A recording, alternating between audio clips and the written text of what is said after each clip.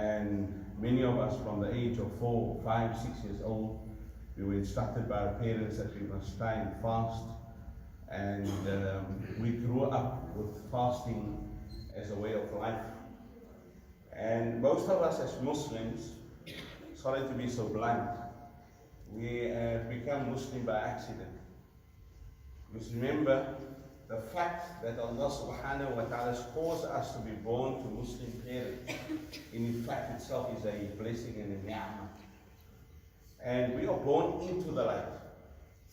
Our parents, obviously, from the very day that we were born, we heard the adhan.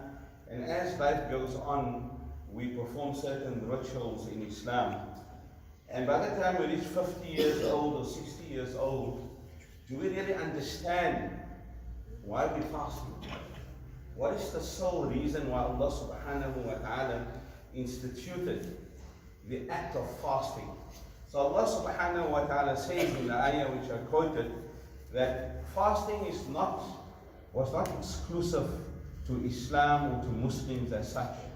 It was also prescribed to the people before the advent of the revelation of the Quran. And one of the perceptions we need to rectify is that Islam did not start with the revelation of the Quran, nor the Prophet Muhammad sallallahu alaihi wasallam. Islam started from the time that Allah subhanahu wa ta'ala sent Nabi Adam and his wife Sayyidina Hawa alayhi salatu wasalam to this earth. From that time, Islam started. It was perfected in the time of the Prophet Muhammad sallallahu alaihi wasallam with the last revelation. So a simple understanding of it is, in the time of Nabi Adam alayhi salatu wasalam, a brother could get married to a sister. Am I right? But now it is haram. At that time it was permissible, today it is haram. The Quran makes it very clear. So as time went by, many principles or the guidance from Allah was given to certain prophets, even for example, Salah. Remember, Salah did not only start with the revelation of the Quran.